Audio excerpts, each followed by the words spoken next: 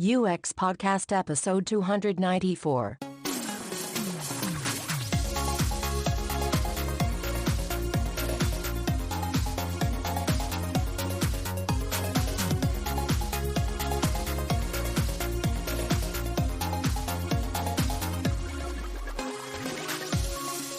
I'm James. I'm Pat. And this is UX Podcast, balancing business, technology, people and society every other Friday since 2011. And with listeners literally all over the world, from Chile to Mongolia. And today we get to geek out in one of our link shows where we each bring an article of some sort to the table and we talk about it for about 15 minutes or so. And pick apart some common topics. This is one of the shows where we tend to get really concrete with our opinions about real hands-on UX design.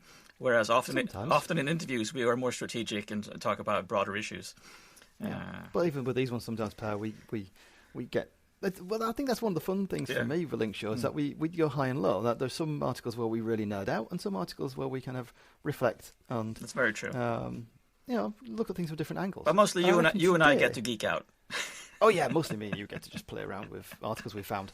But today I think we've got one of those mixes where we do geek out on details, and then also where we geek out on details there as well, I guess.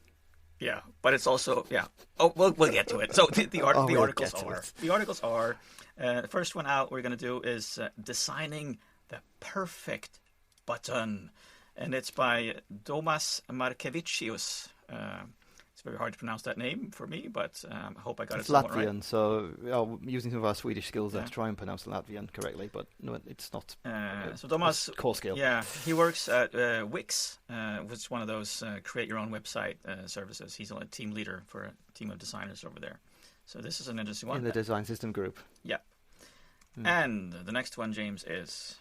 The next one is, can a website sitemap create better UX? And this is an article that appeared on Loop 11 earlier this year, and is by Kelly Bruland. Yeah, I think is maybe how you say that.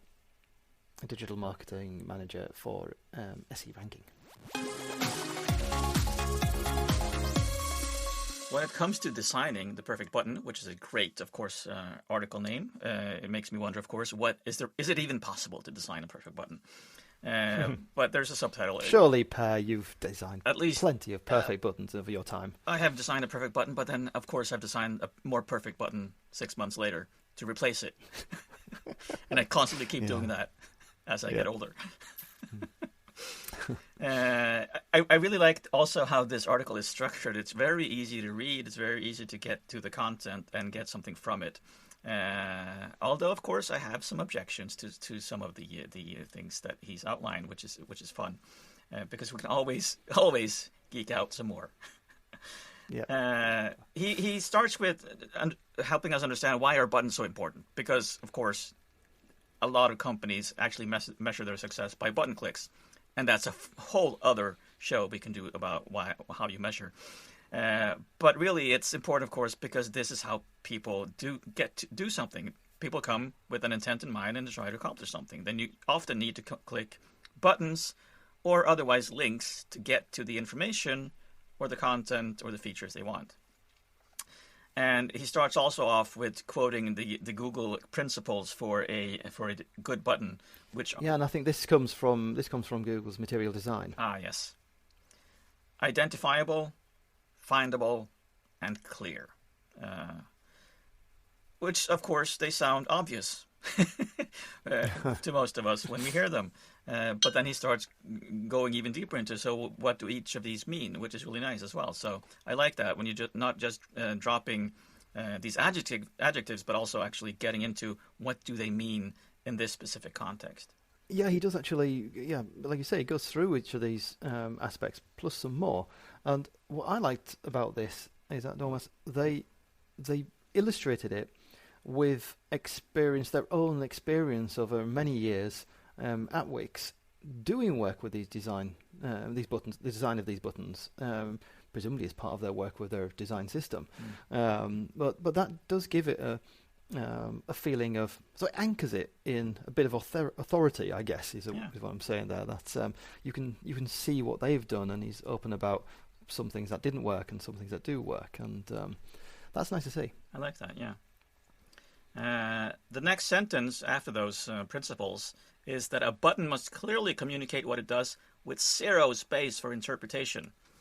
I may have a tiny bit of objection to that because there's always interpretation going on as a person is trying to understand the purpose of a button, which is the whole challenge that he actually is communicating through the article.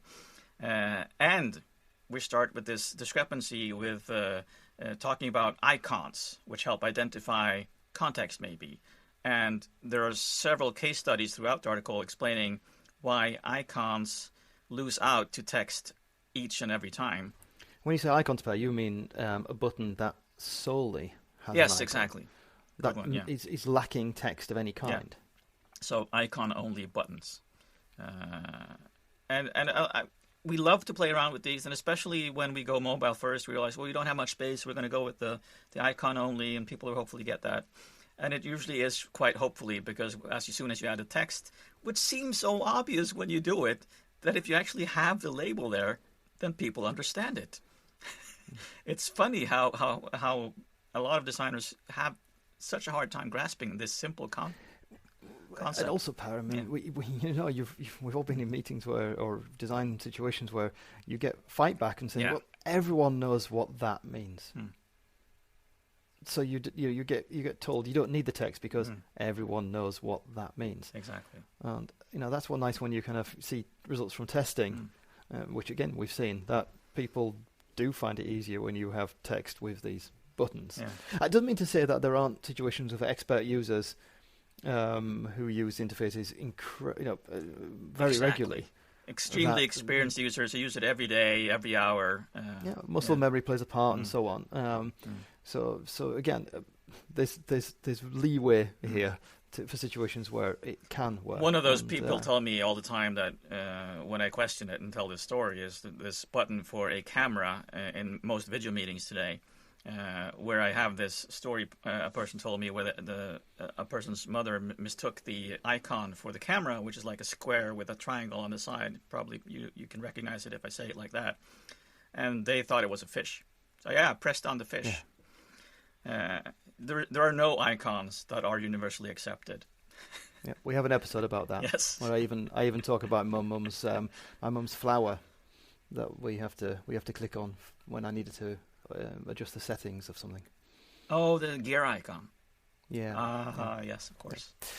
Anyway, that's recommended listening coming early. So we talk about the findable. We talk about making a button clear.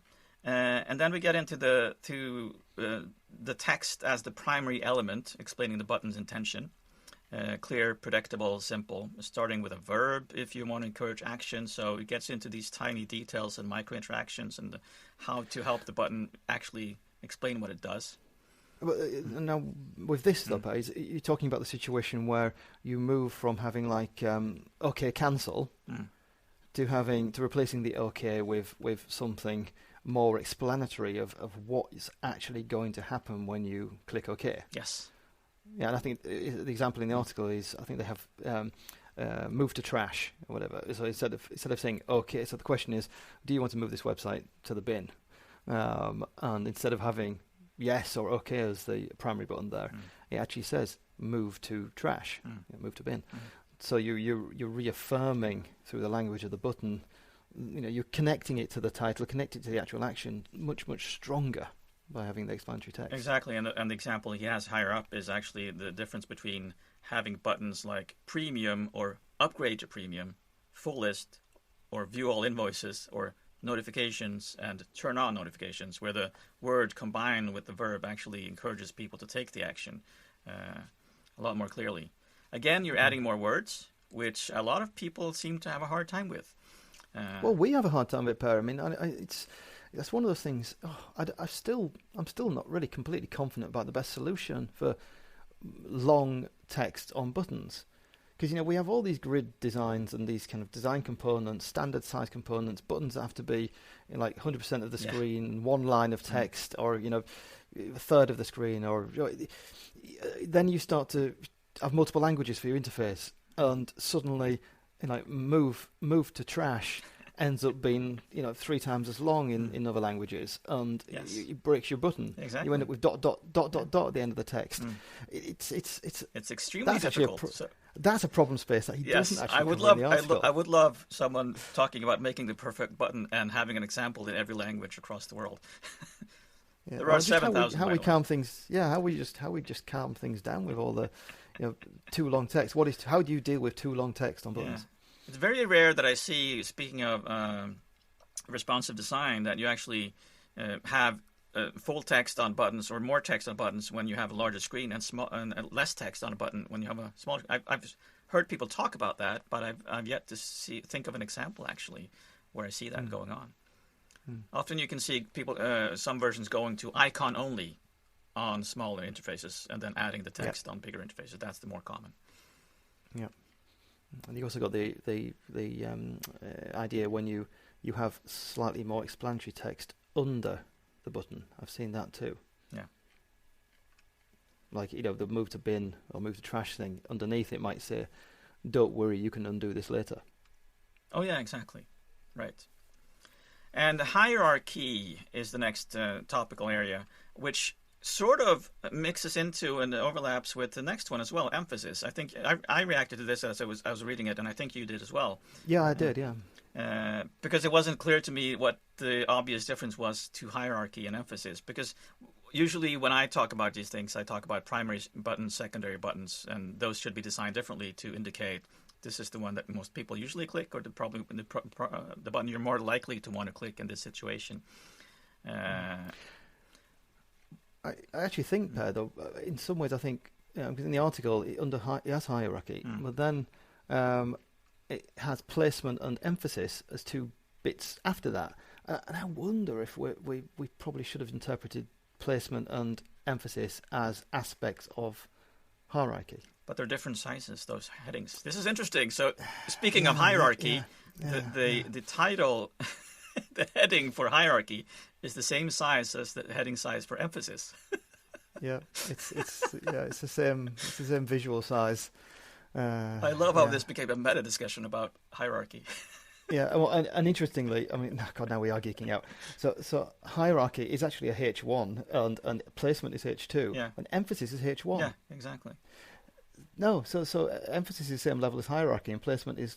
Now we are geeking out. But the headings, the headings are a bit kind of messed up here. Well, that's probably Medium's fault. But when we are speaking of hierarchy, it makes sense to me to also include this idea, or what I actually alluded to that I wanted to object to in the beginning, was that there are some things I'm seeing here that aren't buttons to me, but are actually drop-down menus. Because there's an arrow pointing down from the button, and it opens other stuff that you can click. Yeah, so you've got the examples where it's the button is actually a drop-down, and then you've also got the split button example where it's a button with another button squished up against it that actually is a drop-down. Yeah. Or button with list, I guess. Exactly. Yeah. So that brings home the point. It's someone. Sometimes we maybe have to distinguish more about what is a link, and what are the different outcomes of clicking a button. Does it open something else? Does it change something on a page? Does it bring you to another page, page on the site? Does it just do something behind the scenes and give you a status message? That's hard to actually communicate through the button itself. But this is a really, really good point, though, because this is one of those fundamental things that we do go back to an awful lot, that and ties in lovely to accessibility. That we've ended up with a lot of situations nowadays where we visually have things as buttons. Especially in the world of call to actions and primary buttons and getting people to convert by clicking on things like create an account and so on, buy now. But when it boils down to it, a lot of these buttons are actually links. So the general rule when it comes to this is links are for navigating. So links take you to another URL, another link on the web, another place. It might be on the same page actually as an anchor link, but you navigate somewhere with a link. And accessibility-wise, they should always be links. So, well, now we're going to the coding-wise of things, but this is where designing and coding overlap an awful lot. Because buttons, on the other hand, are things that execute functions. Yeah. Something happens, but you stay on the page. Generally, unless you're submitting a form, because then you are actually going to another page, but you're performing an action, and the message that you get based on that should actually tell you that the action was successful. Well, traditionally, maybe you would go into a different page. I mean, now with the way that forms are built, I don't think that's the case. I mean, you still the rule holds, Per, that a button is something that executes a function, executes an action, and we might sound like we're being like stubborn about this, because like design is design and code is code, but when it comes to screen readers, if you have a button that's a link or a link that's a button, they come in two different places in your screen reader software, for example, and you can't. It's not easy to find stuff. Suddenly, things that you're looking for to navigate are hidden away in the list for buttons that you think is for actions, for functions. So it can be a real blocker. And that was my point also about the drop-downs. If you're not using the standard drop-down functionality in the code for displaying that drop-down, it's going to be harder to navigate for someone with a screen reader. So backing up there away from the code a little bit, our responsibility as designers is to think about how far we push the boundary of designing the appearance of a link to be a button, and whether we should distinguish in some way between link buttons and buttons, so functional buttons, because I think we're quite bad at that. I think so as well. Yeah. So I'm as I've been browsing as you've been speaking, I'm sort of agreeing with you now that the emphasis heading should probably be in H2, because the way I'm reading it now, it is actually a subheading of hierarchy, because it makes sense with the style and the size that comes after it. Also talking about hierarchy, the size of the button, the smaller it is, the harder it's defined. It also indicates hierarchy, of course. That's really nice though that you've managed to link headings and buttons, because visually, design-wise, there's a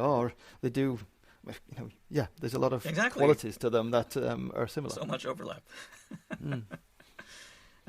So creating harmony on the page, so it's easy for the user to read and understand. That's our sort of goal with, of course, hierarchy. So excellent summary of each section as well that he's doing in this article. So, I mean, it's an excellent reference article for when the next time you're designing a button, I think. Lots of good advice, lots of things to reason around with your team, probably. That would be a fun exercise. Talk about these things, talk about how you reason around the buttons, and reflect on how you can perhaps make them even more perfect. And a stimulating article. I mean, me and you, we've talked now, probably quarter of an hour now, on when we're recording. We've talked a fair bit beforehand as well. And, we're getting into discussions about accessibility, usability, design systems, buttons versus links, split buttons, drop downs. We even had a chat, which we're not going to go into now, about success buttons. Yeah. Content now you said about micro copy and content design. This is a wonderful treasure trove of inspirational material, and I think this is what design teams should be doing more often. I don't think they're doing it enough. Send it out to the team, read this article, and then let's spend just half an hour talking about it together and see what our takeaways are. Great, I like that. Or they could send out our podcast, listen to that for a quarter of an hour, and then discuss that too. It's just levels upon levels. Turtles upon turtles. Turtles upon I don't know. Turtles all the way down. Turtles all the way down. I have no idea what you're talking about. Oh, I'm going to have to link. Normally it's me that loses you with those kind of weird references. Right. So now we're moving on to, can a website sitemap create better UX? And as I said in the intro, this is an article that is written by Kelly Brilland, originally published in April on the Loop 11 website. Loop 11 we had them as a sponsor back in the day, I believe. Yeah, many years ago. And make testing software. And well, to give a bit of backstory. Yes, I think this article, I did notice it pretty soon after it came out. I think back in April, and my first reaction to it was a bit kind of, God, some of these things I don't quite agree with. Or these things that are not, not historically correct. Sounds a bit of a weird angle on things. I don't know. But I just I let it go. I thought, James, you're just making too much of a fuss. Then it popped up again a little bit later, a month or two later. I saw it, and I think I saw it even a third time. And it was, appeared in one of those, newsletters you get with summaries of articles from, different places. And I read it again, and this time it was on Medium, not Loop 11 website. And it was at that point when I got even more frustrated about it, because the penny dropped that it was content marketing. And I kind of realised that the feeling, what I picked up on, I think, on my first reads of it, was that it wasn't maybe quite as deep and as genuine maybe as it looked like on the surface. And that its true purpose perhaps wasn't educating me about these concepts. It was actually to market something else. And, in our industry, there's a lot of us. I mean, me and you, Per, we've written articles for a long, long time, and then the podcast too. So we've got a history, a tradition of writing content because we want to share knowledge through that medium. You want to learn. You want to explore a topic, get deep into it. It's often a way for yourself also to learn something new as you're writing, because you're really intrigued by the subjects. You want to really make sure you get it correct. Yeah, and some of the one of the issues I have with content marketing is that, I know content marketers now some of them will say, well, no, the good content marketing is exactly the same as what you and Per are talking about. But the problem is there's an awful lot of content marketing that hasn't managed to get away from the fact that they are marketing something, and it's marketing that something that is the essence of what they're doing, the reason why they're doing the content. And that sometimes shines through really brightly. Other times it's not noticeable, and that's when it is good content marketing, I guess. Yeah. When it's genuine content, good content. Anyway, so now I've done quite a lot of intro into my emotional reaction to this article. But anyway, to leap forward a little bit and say, what is it about? Well, the article, as you can see from the title, can a website sitemap build yet better UX? And it goes straight into saying that while XML sitemaps are slowly becoming standard for website development, UX sitemaps are relatively new. However, a UX sitemap is essential for UX designers and marketing experts because it allows them to understand users better. So, I mean, you can tell, Per, and I think you had the same reaction. Just that first sentence kind of puts me off kilt. It's that was it. Yeah. When you sent me this article, it was like that was my first reaction. How is it calling this new? Maybe because it's a new name. And I also have to stress and be careful here, because I don't want to be too critical. It is a topic that is interesting. What we are more perhaps talking about here is our reaction to it, and whether or not this type of content has a place. Does it create value? And maybe it does, because it actually explores a topic that is useful within UX, but it perhaps presents it in a way that isn't true to the history of what sitemaps are and what they can accomplish, or even to the information architecture profession. And so that's perhaps what made us wince a bit, but that could also be because we are old and opinionated. Exactly. We're a different generation designer, and I've reflected about this article a fair bit, because it does have. I mean, there are some things that are factually wrong. There's some things that are factually correct, and so the underlying usefulness of how, especially if you've come from a world where an XML sitemap is the first thing in this space that you've come across, then I can see how this article probably would help you understand a bit more about other incarnations of similar data, I guess. Right.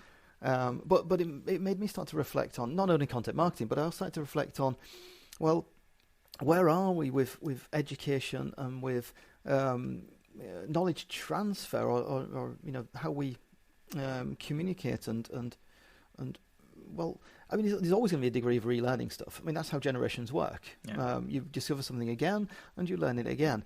But I kind of wonder how good a job we do at times of helping people rediscover and relearn.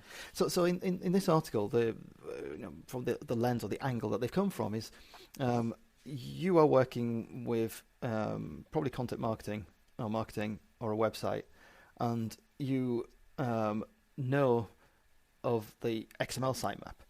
And the XML sitemap, for those of our listeners that don't know, this is a structured text file that is used by search engines to get an idea of all the pages on your website and how they're structured. You might index them. call it a table of contents or a site index. There's a link to all the pages on your website. So yeah, and it's structured in a way which is a bit like it's code, it's XML. It's not made for humans though. It's just made. And it's not made for humans directly. Now that is now. I mean, I've been nagging for years about it being included as standard on websites, and more and more websites do have it, especially where they're in the space of the e-commerce and consumer sites. Other websites that are maybe more informational or public sector, they don't always have these still, and it's still a thing I have to nag about. But historically, so what's fascinating here is that the XML sitemap that got introduced by Google I think it was 2005 when they first introduced the standard, because up to that point we had on websites sitemaps, an actual page for people to visit where it visually showed the hierarchy, the structure of a website. Often linked in the footer, Often linked in the footer. Sometimes it used to be in the kind of top menu as well back in the day. We've had different places. It's moved around a bit as it came in and out of favour about how far how complex they were, how big your site was, and so on. But Google, back in the early days, had already discovered that this was a really good page to look at to get more pages to look at. So they were consuming the sitemaps that we were making for humans to improve and build their index. Right. So it was in their interest to create something, a standard, that was more for machines. Yeah. And that's when they launched the Sitemap XML standard. Initially in 2005, and then they built it. They kind of more formalized it in 2006 time, I think. But what's fascinating here is that the sitemaps that we put on websites back in the end of the 90s and like 2000s and so on, those in themselves were an offspring, I guess, of the site mapping we would do as part of information architecture work and exercises, and understanding and categorizing the website and forming, understanding the hierarchy or the hierarchy that was needed for a website, information architecture. So it got these three different flavors, I guess, of these sitemaps. There's the one that's a research tool. There's the one that is consumed by machines to get an idea of our content, and then there's the one that's used as part of our design work. Well, that made me think even more as if it's a research tool, then it can also be a deliverable to a team to help them design something. So there's many uses for the sitemap, actually. I think I first came across a sitemap and learned about them in the Polar Bear book, which people our age will know exactly what book I'm talking about. It's Information Architecture for the World Wide Web by Lou Rosenfeld and Peter Morville, which came out in February 1998. So even then, writing a book about sitemaps back then meant that sitemaps had been around for a while. So the concept of doing this in this way, as described in this article, has been around for nigh 30 years. That is perhaps why we react the way we do, but it doesn't take away from the usefulness of the tool, which is a good thing to actually talk about. Yeah, and there are so many related tools as well. I mean, yes. The content marketing here is trying to get you to people to use some of the tools that might help you. But we've done card sorting over the years as a way of kind of testing structures. You've got various ways of building them. I think, didn't you have an example and picture of how Netscape back in the day would create them automatically. That was actually from the Polar Bear book. They had this. Is that They from had the this. Polar They Bear had book? the screenshot from Netscape. That was the biggest browser back then, or at once upon a time, at one period of time during our World Wide Web travels, and you actually generated the sitemap automatically from a website. They built that tool inside the browser. Yeah. There's some tips in the article about creating an effective UX sitemap. And I did do some research too, and it does seem like UX sitemap is a phrase that people are using. I had no idea about that.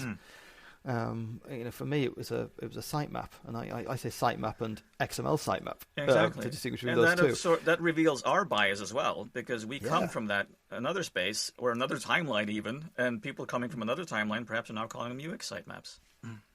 Yeah, and after I've read these tips about things, it actually reminded me of. I mean, I've still got a pile of web pages from almost 20 years ago that I printed out at a job I had back then, and I still haven't got round to. In fact, I'm deliberately keeping hold of them because I don't print out web pages anymore. But 20 years ago I did, so I have a folder full of things about information architecture, taxonomy, sitemaps and stuff. And I was skimming through them when looking at these tips to see how good they are. And to be honest, I can see the good old aspects of information architecture shining through in these tips. So it's not without value in that sense. But even then, as you were saying, you were using the word taxonomy, and of course that's the whole thing, and then the reasoning behind this of categorizing and labeling everything that information architects are so good at. That takes a special kind of skill, and I think acknowledging that skill set is also important. It's not really something that anyone can jump into without also having sort of the background about understanding why do we do taxonomy. Yeah. So again, back to this article, maybe scraping the surface and hinting at deeper knowledge, and I don't know whether the article itself understands the deeper knowledge, so we've got then a gap in education, or whether it deliberately avoids the deeper knowledge because it's aimed at a certain audience that doesn't need it. Yeah. But anyway, these 5 tips.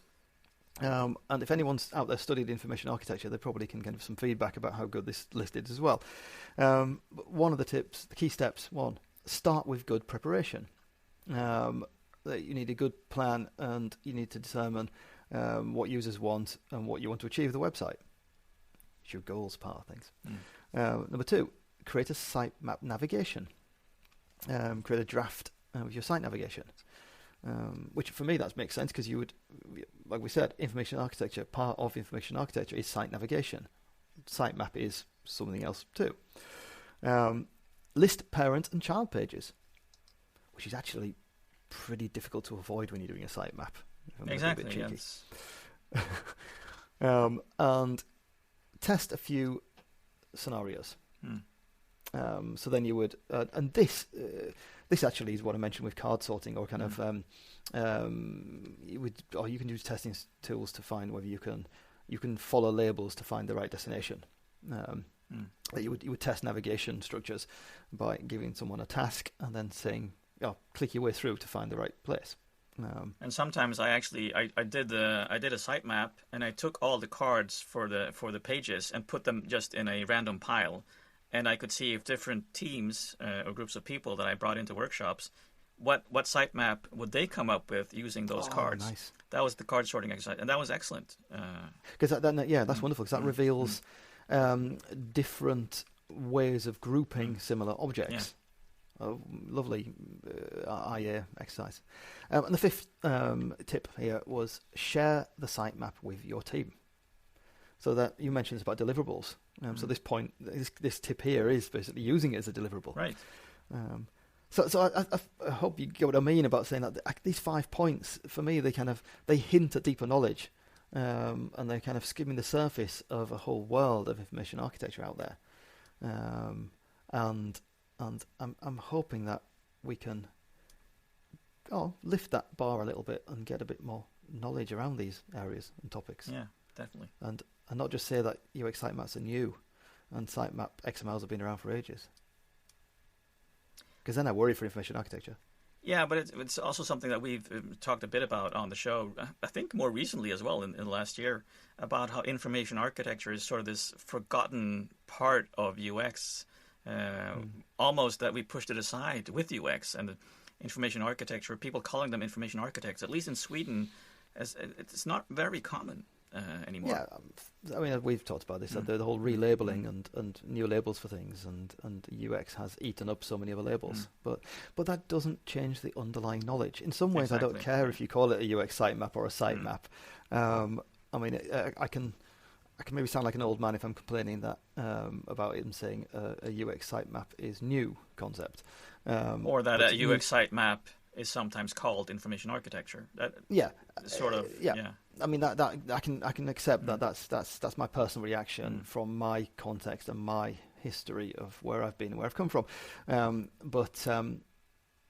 it might be correct for them, but I'd still like us to be able to, in an open and constructive way, pick up these things and go, bring them forward. Yeah. I'm hoping we've managed to do that now without being overly critical. Because again, I mean, there's a reason we talked about it, because actually it's not a tool I've been using a lot, and I haven't reflected on why I've abandoned it in the last few years. I've gone more and more towards. Of course, I've become more senior. I don't work hands-on in that way anymore, but I don't see any of my team doing it, and I don't teach people how to do it anymore. So it's sort of it's been down for some years, and it's getting picked up again. So it was interesting to see it being picked up and talked about in this way. Definitely, and just like actually both of these articles today, they've both generated a lot of discussion between me and you, and a fair bit of Googling, research, checking, reminiscing, thinking back, connecting different concepts, going back to concepts. So I'm, criticism aside, and middle-aged old men aside, these are really two very stimulating articles today. Yes. Today, we also want to play a bonus clip for you. We reached out to information architecture educator and author Donna Spencer to briefly help us out in understanding how sitemaps fit into our work. Donna Spencer has practiced information architecture at the highest levels for more than 2 decades. She has taught innumerable workshops and courses, and of course wrote one of the highest regarded books on the subject, A Practical Guide to Information Architecture. This is what Donna had to say about sitemaps as a tool. Hello, I'm Donna Spencer, and I'm a UX designer, information architect, product designer, whatever we're calling ourselves these days, who has been doing this kind of work for a very long time. Per and James asked me to take a look at an article about UX sitemaps and talk a little bit about them. So first, this article literally starts off with UX sitemaps are new. UX sitemaps really aren't new. We've been doing sitemaps. I reckon I probably did my first sitemap in 1998, and even then, it wasn't a new technique. So let's talk about what a sitemap is. We actually don't usually call them UX sitemaps. They were always just called sitemaps. But a sitemap is something that you would create, usually for a fairly simple site. Like this doesn't work for, an enormous catalog or, a museum site for a full collection. It usually works mostly for relatively small content-based websites. And a sitemap is a really simple diagram that shows what content will be included in the site and the relationships between content items. Sitemaps are usually fairly hierarchical. We've usually got a home page, some top-level pages, and some to many hierarchical pages underneath that. And sometimes we might do things like, show some cross-references between key pages, but we're not trying to show every link between things. We're trying to show the main structure. Look, this is a super simple a diagram. It doesn't need to be fancy. It's not hard to create as a diagram. The hard thing, of course, is to figure out how to how to structure the content, what things go together in what bundles. Sometimes it's hard to figure out what to label them so that they're both representative of the content and help people find content that they need. That's actually the hard bit. Drawing it out as a diagram is pretty straightforward. They're not always really well understood by our stakeholders. They often need some explanation because people are used to seeing like screens and navigation. Looking at an abstract diagram, sometimes just needs a bit of explanation as to how this relates to a thing that you're going to build. And they're usually done early on in a design process, while you're working through the thinking stage. Mostly, as you actually work through a production stage of a process, things change, and you don't necessarily have to go back and update the site. It's usually just a thinking tool at the beginning, and often to show to your stakeholders where you're thinking about what content exists and how to organize it. Thank you so much for helping us out, Donna. I, for one, am excited to hear about how some of our listeners use or will be using sitemaps going forward. And for some more stimulating content, I think James has selected, as per usual, a show that we recommend listening next to. Well, you just can't get enough of Donna Spencer. Yeah.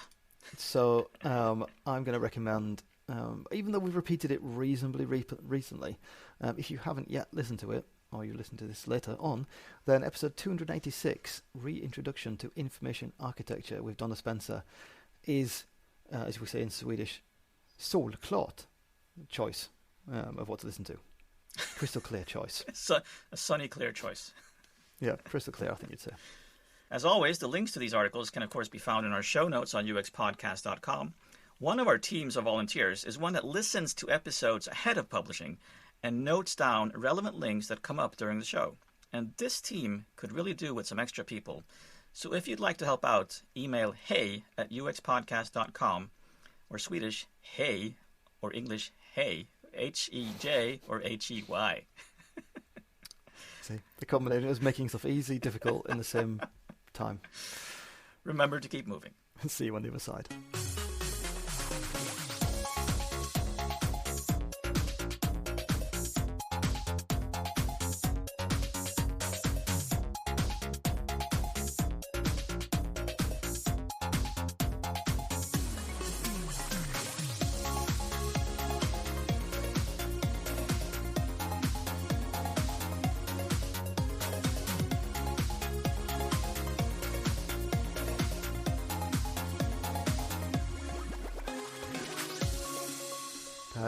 What's big, white, furry, and always points north?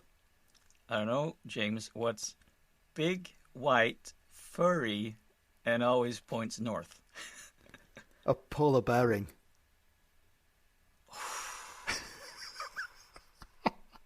Nice. Thank you.